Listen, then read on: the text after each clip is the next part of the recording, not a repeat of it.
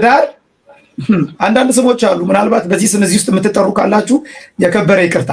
ኢትዮጵያ ውስጥ አንዳንድ ወላጆች ያለ ዝግጅት ልጅ ሲወልዱ ስሙን ዱባለ ይሉታል። በትዳር አደብ ዱባለ የሚባል ትዳር የለም። ሰደሊ በቃ እኔ እኮ አልተዘጋጀው የሚባል የለም።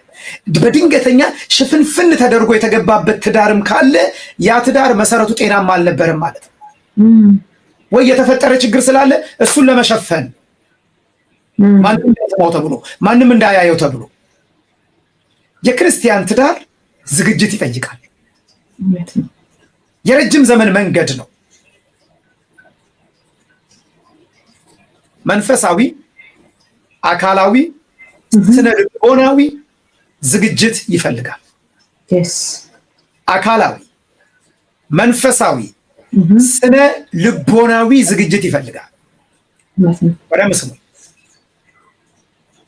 የክርስቲያን ትዳር ዝግጅት ይፈልጋል። አካላዊ፣ መንፈሳዊ፣ ስነ ልቦናዊ ዝግጅት ይፈልጋል። ለዛ ነው ሰውየው መሰረት ጥሎ ዝግጅት ከጀመረ በኋላ መጨረስ አቃተው። አንዳንዴ ወፈፍ አድርጓቸው ሰዎች ካላገባው ብለው ጓደኝነት ያስጀምሩና አልተዘጋጁም። 15 ዓመት በጮኝነት የጮኝነት ቋንጣ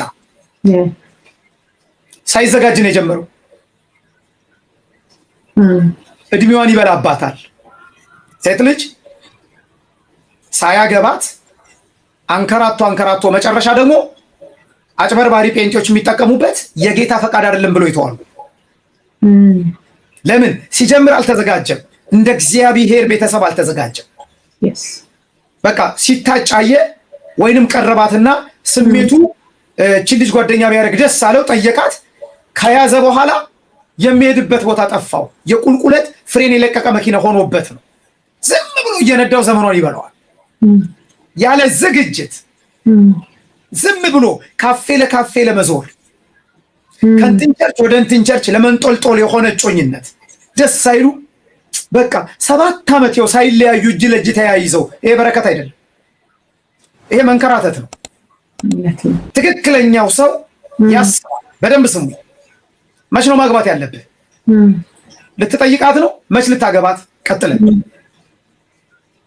እንጂ ጓደኝነት አስጀምረሽ ዝም ብሎ በየፌስቡኩ ጉንጭ ለጉንጭ ተደግፎ ፖስት ለማድረግ 2013ም ላይ ነበር፣ ከ14ም ላይ አለ፣ 15ም ላይ አለ ጉንጭ ለጉንጭ። ይሄኛውን ምዕራፍ እንዴት መቀጠልና መዝጋት እንደነበረብህ ስላልተዘጋጀህ ነው። አልተዘጋጀህም። ትክክለኛው ዝግጅት በመቼ ነው ማገባት?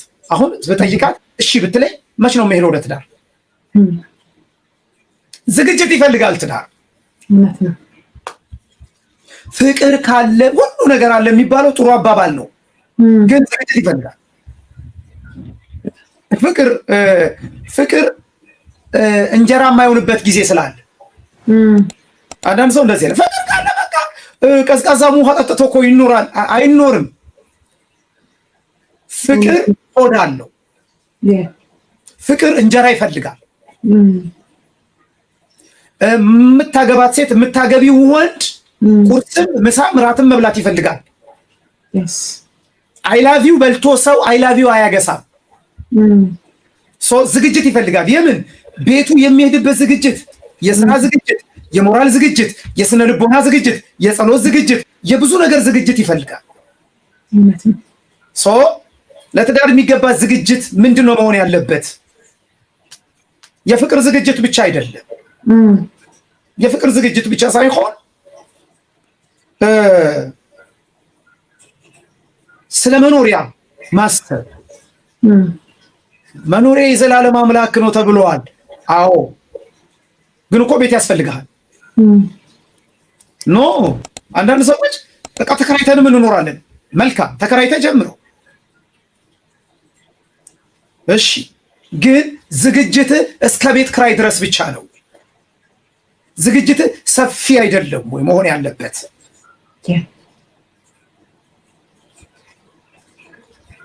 ትዳር ተቋም ነው። በጣም ማሰብ ያለባችሁ ትዳር ተቋም ነው። ትልቅ ተቋም ነው። መስራቹ እግዚአብሔር ነው። ይህንን ተቋም ስትገቡበት ወደዚህ ተቋም ባላፊነት ተረክባችሁ ይህንን ተቋም ልታካሂዱት ስትገቡ ዝግጅት ይፈልጋል። ዝግጅት ይፈልጋል። እንኳን እንትን አይደለም የዛሬውን አገልግሎት እናንተ ጋር ይዤ ልመጣ እኔ ብዙ ማውጣት፣ ብዙ ማውረድ፣ ብዙ ማሰብ ጠይቆኛል። ስለዚህ ትዳር ደግሞ ከዚህ በላይ ብዙ ነገር ይጠይቃችኋል። የጤናማነት ወረቀት ዝግጅት ያስፈልገዋል። የጤናማነት ወረቀት ስትጠየቅ የጤና ለትዳር ደርሰ ወረቀት ስትጠየቅ እንዴት በቃኛ እምነት ነው በእምነት የሚባል ነገር የለም። ዝግጅት ይፈልጋል። በስነ ልቦናው አልተዘጋጀም ነበረ። ስለዚህ የጤና ወረቀት ሲጠየቅ አንዳንዱ ጤና ሁሉ የሚቃወሳል። የሚቀጥለውን የሰው ህይወት እንዳታቃውስ ዝግጅት ማድረግ አለበት። ዝግጅት ማድረግ አለበት። ዝግጅቱ በጣም ሰፊ ነው። ልጅ ቢዘገይስ የሚል ዝግጅት ተጋባችሁ። ትዳር ማለት የኢንኩቤተር ማሽን አይደለም፣ እንቁላል መቀፍቀፊያ አይደለም። እንደገባችሁ ለመውለድ የገባችሁ ሰዎች ልክ እንደገባችሁ ስትሞክሩት ልጅ ቢዘገይስ ዝግጅት አድርጋችኋል? በዚህ ጉዳይ ላይ በጣም በጣም ልናስብ ይገባል። ይሰማል በደንብ ፓስተር ቀጥል። ጌታ ኢየሱስ ይባርክ። በጣም አንዳንድ ሰዎች ለመውለድ አንዳንዶች ለማስወለድ ነው የሚገቡት። ዝግጅታቸው ይኸው ከሷ ጋር ልትኖር ነው ቅድሚያ የገባኸው። ደግሞዋል ከሷ የልጅ በረከት እግዚአብሔር ይሰጣል። ግን ቅድሚያ ልጅ ኖረ አልኖረ ያገባኸው እሷን እንጂ እነማሙሽን እያየ አይደለም። የዛለት የፈረምክላት ካንቺ ጋራ ብቻ ልኖር ብለህ እንጂ ፈረምክላት ከሰባቱ ልጆች ጋራ የሚል አልፈረምክላትም። ልጅ ባይመጣት አብረ ለመኖር ዝግጅት አድርገሃል። አለ ይሄ ልብ ይሄ ስነ ልቦናውን ተዘጋጅተህ ነው የምትገባው። ስለዚህ በጣም ዝግጅት ይፈልጋል ትዳር። በሱ በኩል ልጅ ቢዘገይብሽስ ተዘጋጅተሻል? እማዬ እኮ አይኔን በአይኔ ሳታሳይኝ ስላለችኝ እያልሽ ነገ ቤቱን ልትበጠብጭው ነው? ለማየ ልጅ ለማምጣት ብለሽ ቤቱን ልታምሽው ነው? ስለዚህ ትዳር የሚባለው ነገር የሁለታችሁ ኑሮ ነው። ከሁለታችሁ ኑሮ ውስጥ ደግሞ የሚመጡ የልጅ በረከቶች በሂደት እግዚአብሔር ልጅ ስለሚሰጥ ልጅ ቢዘገይ በዚህ ጉዳይም ስነ ልቦናዊ ዝግጅት አድርገናል ወይ? ጠንካሮች ነን ወይ? ሃሌሉያ! እግዚአብሔር ትዳር ሰጥቶኛል ማለት እንችላለን ወይ? ይሄ በጣም ያስፈልገናል። አንዳቸው ቢታመሙስ ይሄ ዝግጅት አለ ውስጣችን። በጤና አግኝተሃት ካፌ ለካፌ በጤና አግኝተሽው ካፌ ለካፌ ስትዞሩ የነበረው ወንድም እህት ድንገተኛ የጤና እክል ቢገጥመው ወላጆቹ ጋር አስታሙት ብለሽ ነው የምትጥዩ? ወላጆች ጋር አስታሙ ብላችሁ ነው የምትጥሉት? ወይስ እስከ መጨረሻው እንዳላችሁት እስከ መጨረሻው ይዘልቃል ነገሩ? ዝግጅት ስለሌለን እኮ ነው እነዚህ ችግሮች የተፈጠሩት ቸርች አካባቢ። ለዚህ የሚሆን ዝግጅት የለንም። እስከ ቆመ ድረስ እስከ ቆመች ድረስ ብቻ ነው ዝግጅታችን። ይሰማል? ጌታ ይባርክ ፓስተር። በጣም ዝግጅታችን ሰውየው በጤና እስካለች ተዘጋጀን። ከዛ ጤናው ሲቃወስ ወስደን ወላጅ ጋር ውለን እኛ የተፈታ ጊደር ሆነን። ወላጅማ ሰው አባትንና እናቱን ይተዋል ተብሎ ወላጅ ትቶ መጣ። ተረክበናል። መያዝ ያለብን እኛ ነን። ዝግጅት አድርገናል ወይ? የጤና እክሎች ቢገጥሙ እኔ አንዳንድ ሰው በቃ እኔ አይን ወዳለው የሚል ሰው አለ። እሺ ከጊዜ በኋላ አይኗ ፈዘዝ ብሎ ትልቅ መነጽር ቢገጠምላት ምን ሊውጥ ነው? አንተ ግን አንተ አይን ትወዳለህ። ሐኪም መነጽር አዘዘላት ምን ልትሆን ነው? አካላዊ ነገር ላይ አይመሰረትም ትዳር። ባካችሁ የጤና ችግር ቢገጥመን ምን ያህል ተሸክመ ነው ልንሄድ አስበናል። የትዳር ዝግጅት ስናደርግ ውበት ከተባለ መንጠልጠያ ላይ ወርደን መሬት ላይ ቆመን ማሰብ አለብን። ውበት ላይ የትዳር ዝግጅት ስታደርግ አሁንም የመጨረሻ ምክሬ ነው ይሄ፣ ከውበት ባለፈ ሁኔታ ዝግጅት ማድረግ አለብን። አሁን አላውቅም ፓስተር፣ እህቶች ሲያገቡ እዚህ አሁን እኔ እስራኤል በነገራችን ላይ በጣም የተባረኩ እህቶች ወንድሞች ያሉበት ሶሻል ላይፋቸው በጣም ስትሮንግ ነው። እህቶች ሲወልዱ እየዞሩ ገንፎ እያገነፉ የሚያጽናኑ እህቶች ወንድሞች ያሉበት አካባቢ ነው እና እንደውም በቅርቡ አንድ የቤተክርስቲያናችን አብሮ ሰራተኛ ሚስቱ ወልዳ በጣም የገረመኝ ወንድም ነው እና ቁጭ ብሎ ኢንተርኔት ላይ አይቶ ገንፎ እንዴት እንደሚገነፋ እንግዶች ሲመጡ እሱ ያገነፋ ነበረ ቤት ውስጥ እና ስንሄድ ለእኔና ለባለቤቴ እሱ ገንፎ አገንፍቶ አስተናገደን። በጣም ቆንጆ ነው፣ ጎበዝ ነው ሲሰራ እና እህቶች ሲወልዱ ገንፎ ነገር ቅቤ የበዛበት አበሾች አካባቢ ልክ ነኝ ፓስተር? ወገቧን ይጠግናታል ተብሎ በደንብ እስክትወፍር ድረስ ያበሏታል። አበሻ ባህል ላይ እና በጣም አንተ ቅርጽ አይተህ አግብተህ ከአንድ ልጅ በኋላ እናትና አባት ሲያርሷት ያንን ነገር አጥፍቶ ይመልሱልሃል ከልጅ ጋር። ምን ሊውጥ ነው አንተ? ግልጽ ነው። ቁመና ላይ አይመሰረትም። ዝግጅት ማድረግ ልጆች በመጡ ቁጥር የሚመጡ አካላዊ ለውጦች ሲመጡ ተያይዞ ለመሄድ ዝግጅት ማድረግ። ልጆች ሲመጡ እድሜ ሲሄድ የሚመጡ አካላዊ ለውጦች አሉ። አብረሽው ያለሽው ወንድ ከጊዜ በኋላ የሚመጡ ችግሮች አሉ። ሲስቅ ጥርሱ ትርክክ የሚያደርግሽ ከነበረ ከጊዜ በኋላ ጥርሱ በቦታው ላይ ባይገኝ ቀስ እያለ አንዳንድ እያለ አብረሻውንም ለመሳቅ አቅም አለሽ ወይ? ቁመናውን አይተሽ ያገባሽው ወንድ ከጊዜ በኋላ ይሄ ዝግጅት እኮ ያስፈልገዋል። ከጊዜ በኋላ ቁመናው ፋቲ የሆነ ሄዶ ቁመናውን ቢያጣ ስታገቢው ሱሪውን ዝቅ አድርጎ የነበረው ወንድ ከተወሰነ ጊዜ በኋላ ወፍሮ ሱሪውን ወደ ላይ ከፍ አድርጎ ሸብ እያደረገ ማዘር ሲጀምር ሞራሉ ስሜቱን አስበሽበት ነው ወይ? ሰው ዝግጅት በጣም ይፈልጋል። አንድ ጊዜ አንዲት እህት አንድ ወንድም አፈቀረች፣ ሄኖክ ይባላል እና አንድ ጓደኛዬ ላይ ነገረኝ። ሽቅርቅር ነው ያኛው ልጅ፣ ዘመናዊ ወንድ ጓደኛ ይዛ እየሄደች ያ ሽቅርቅር ወንድ ሌላ ሽቅርቅር ሴት አፈቀረና ወዶ ትቷት ሄደ እና አለባበሱ ውስጧ አለ፣ አነጋገሩ፣ ቃላት አጣጣሉ ውስጧ አለ፣ ሁሉ ነገር ውስጧ ስላለ አንድ ወንድም እሱን የሚመስል ነገር ያዘችና እንደሱ ታለብሰዋለች። ፀጉሩን እንደሱ ፈረዘችለት፣ እንደሱ አይነት ጫማ እንደሱ ልታደርገው ብዙ ሞከረች አለባብሳው። ሲሄድ ይሄኛው ከርፈፍ ይላል፣ እንደዛኛው ቀልጠፍ አላለላት። ሲናገር አፋፉን ብታየው ያኛውን አይመስልም፣ አፋከፋፈቱ ጭምር እና በመሃል ምን ሆነሻል ይላታል። ፍዝዝ ብላ እያየችው ሄኖክና ተስበላ ህይወቴን አቃወስከው አለች። ድንገት ልጁ ሄኖክን ልታደርገው ፈልጋ ነው። በትዳር ውስጥ ሌላው ዝግጅት የቀድሞ ጓደኞቻችንን እያሰብን እንዳንገባ ፋይል መዝጋት አለብን። የድሮ ሰው የምናፈቅረው የመጀመሪያው ገርል ፍሬንድ ቦይ ፍሬንድ የሚባል ጣጣ የነበረን በዓለም እሷን ትመስላለች ማስረሻዬ ብለህ አትግባ። ዝግጅታችን እስከዚህ መሆን አለበት። ሰው ለመርሳት አይገባም ወደ ትዳር። ስለዚህ እነዚህ ነገሮችን በጣም ማሰብ አለብን። የጮኝነትን ጊዜ እንዴት ማሳለፍ አለብን? በመጨረሻ የዛሬው ሐሳቤ የጮኝነት ጊዜን እንዴት ማሳለፍ አለብን። ይሄ በጣም በደንብ እንድትሰሙኝ እፈልጋለሁ። አሁን እየተናገርኩ በመሃል ይሰማል ወይ እላለሁ እና መስማታችሁን ቼክ ማድረግ እፈልጋለሁ። ነገሩ ውስጣችሁ እንዲቀመጥ እፈልጋለሁ።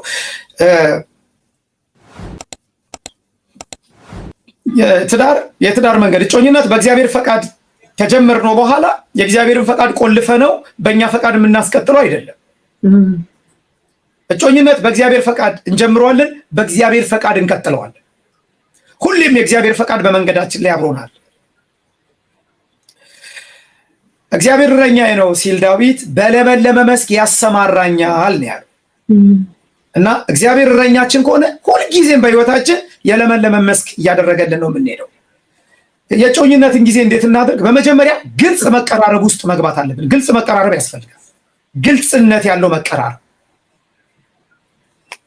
ግልጽነት ያለው መቀራረብ። ሶሪ ፓስተር ኢንኮን ስላለ እሱ አይዞሽ።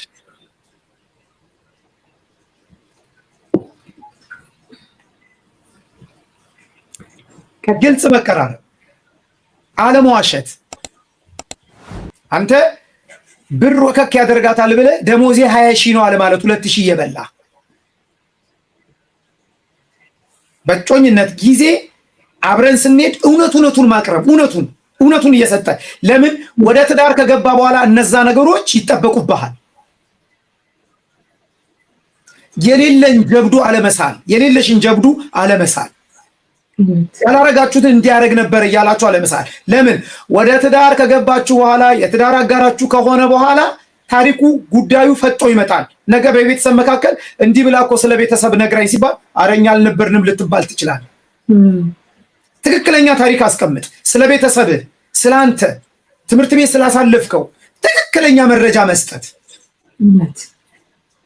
የተደበቁ ነገሮች ነገ እኛኑን ስለሚያሰቃዩን ግልጽ የሆነ አካሄድ መሄድ፣ ግልጽ የሆነ አካሄድ። ያልተማርነውን ነገር ተምረናል ብለህ እኔ እኮ እንደዚህ ቦታ እንደዚህ ዩኒቨርሲቲ ብለህ እንዳትዋሽ። ከሌለ ምንም ወረቀት ከሌለ ምንም ወረቀት የለኝም ብሎ እውነቱን መናገር። ለምን ነገ አብረህ ስትኖር የሥራ ቅጥር ቢመጣ በተማርክበት የሥራ ቅጥር መጣ ተብለህ ትሰቃያለህ። በኋላ እንደዚህ ብለህ ነበረ ትባላለህ። ስለዚህ ግልጽ አካሄድ መሄድ።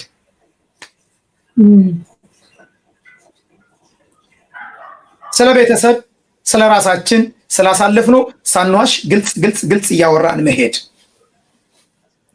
የወደፊቱን ቤት በመነጋገር መስራት። የጮኝነት ጊዜን የምናሳልፈው ዝም ብሎ ሻይ እየጠጡ ዝም ብሎ ቸርች እየተገናኙ ብቻ ሳይሆን ቁጭ ብሎ የወደፊቱን ቤት መስራት፣ ስለ ወደፊቱ ቤት ፕላን ማድረግ፣ አብሮ ቁጭ ብሎ እየተያዩ መስራት። የጮኝነት ጊዜ ላይ በመካከላችን የሚረዱን ሰዎች ሳይሆን የሚያዙን ሰዎች ሳይሆን የሚረዱን ሰዎች እንዲኖሩ ማድረግ። አንዳንድ ሰዎች በጮኝነት ጊዜ ሰንበዴ አለ፣ አንቺም ተይ አንተም ተው እያለ የሚመራቸው ከገቡ በኋላ ያንን ነገር ይፈልጉታል፣ ትዳሩ ይቃወሳል። በጮኝነት ጊዜ ራሳችሁን ችላችሁ ለመቆም መውተርተር፣ መትጋት፣ መስራት፣ ያንን ነገር ራስን ችሎ ለመቆም ማድረግ፣ ሳይተፋፈሩ ማውራት፣ ሳይተፋፈሩ በግልጽ ማውራት፣ አለመተፋፈር። ነገ እኮ አሁን በልብስ ነው የምትገናኙት በጮኝነት፣ ወደ ትዳር ከገባችሁ በኋላ አይተፋፈሩም ነበር የሚለው ቃል እኮ እናንተ ቤት ይፈጸማል። ሰውየው ንጉሱ ናቸው አሉ። ከመኳንንቶቻቸው ጋራ ከጋሻ ጃግሬዎቻቸው ጋር ቆመው እያለ ሚስትየው ውልፍ ብሏት በመኳንንቶቹ ፊት አንድ ቃል አመለጣትና ቤት እንደምትጠቀመው ተናገረች። እና ከጋርዶቹ መካከል እንዴት ንጉሱን ጌታዬን ብሎ ሰይፉን ሲመዝ ተዋንተ አሉት። አሉ ንጉሱ አንተ ታጥቄ ለባብሼ ነው የምታቀኝ፣ እሷ አውልቄ ነው የምታቀኝ አሉ። ትክክለኛው የምነግራችሁ ነገር እዚህ ቦታ ላይ እንድትይዙት የምፈልገው ነገር ወደ ትዳር ስትገቡ ሳትተፋፈሩ የምትኖሩበት ዓለም ስለሚመጣ አሁን ሳትተፋፈሩ በግልጽ ሆናችሁ አሁን ባለው ሁኔታ ቁጭ ብላችሁ ስታወሩ ምንድን ነው ይሄ፣ እንዴት ነው ይሄ፣ ከየት ነው ይሄ በሚለው ነገር ላይ እያጠራችሁ ሂዱ። ሳትተፋፈሩ እንዴት ይሄንን አወራዋለሁ፣ እንዴት አወራታለሁ፣ እንዴት ጠይቃታለሁ አያስፈልግም። መጠየቅ የሚገባን ጠይቅ። በጭንቀት ቤት ገብተህ ማታ ጨጓራን ከምትጨርስ ግልጽ ሆኖ ማውራት፣ ግልጽነት ይኖረው። ሌላው አብሮ መጸለይ። አብሮ ስንጸልይ ግን ብቻችንን አንድ ቤት ዘግተን እንድንጸልይ በክርስቲያናዊ የጮኝነት ጊዜ አይመከርም፣